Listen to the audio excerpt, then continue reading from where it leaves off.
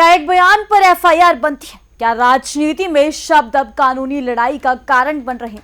और अब बड़ा सवाल, क्या विपक्ष के नेता की अभिव्यक्ति की आजादी पर रोक लगनी चाहिए? क्योंकि इस मामले में कांग्रेस नेता और लोकसभा में नेता प्रतिपक्ष राहुल गांधी को इलाहाबाद हाईकोर्ट से बड़ी राहत मिली है। एफआईआर दर्ज करने की मांग वाली याचिका खारिज कर दी गई, लेकिन सवाल अभी भी वही है, बयान और बवाल के बीच सीमा आखिर कहां है? तो चलिए इस वीडियो में मैं आपको बताते हैं विस्तार से, लेकिन उससे पहले स्वागत है आपका यूपी की बात में। मैं हूं आपके साथ तमन्ना चौधरी।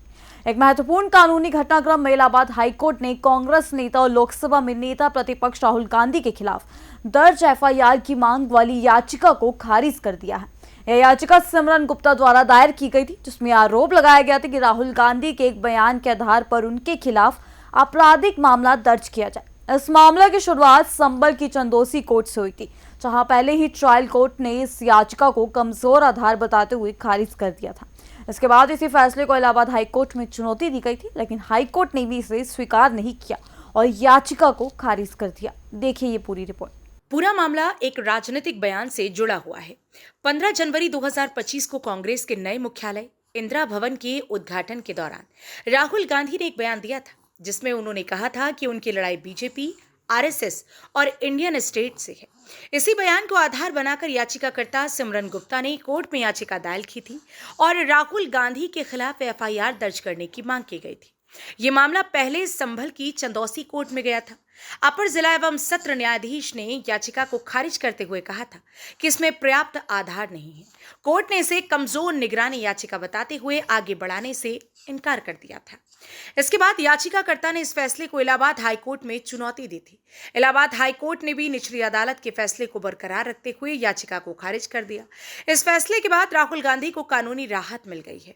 कोर्ट ने माना कि इस मामले में एफआईआर दर्ज करने के लिए पर्याप्त कानूनी आधार मौजूद नहीं। विवाद की जड़ राहुल गांधी का वो बयान है जो उन्होंने कांग्रेस मुख्यालय के उद्घाटन पर दिया था।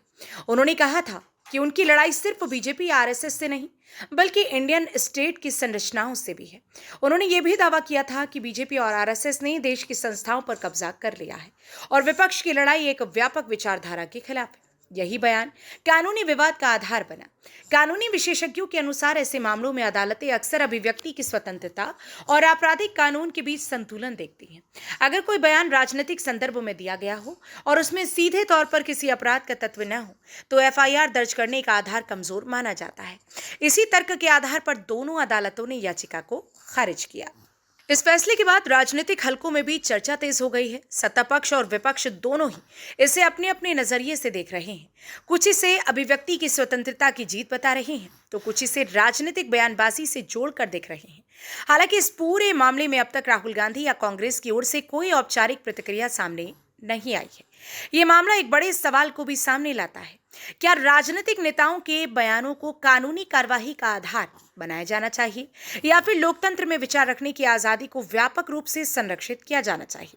ये बहस अब सिर्फ अदालतों तक सीमित नहीं, बल्कि राजनीतिक और सामाजिक विमर्श का हिस्सा बन चुकी है। तो इलाहाबाद हाईकोर्ट से राहुल गांधी को मिली है राहत सिर्फ एक कानूनी फैसला नहीं है, बल्कि यह अभिव्यक्ति की स्वतंत्रता और राजनीतिक बयानबाजी के बीच संतुलन की भी एक मिसाल है। क्या आने वाले समय में ऐसे मामलों की संख्या बढ़ेगी, या फिर अदालतें इन्हें लगातार इसी तरह खारिज करती रहेंगी? फिलहाल के लिए इतना ही। बाकी की तमाम खबर जानने के लिए जुड़े रहिए हमारे साथ यूपी की बात में।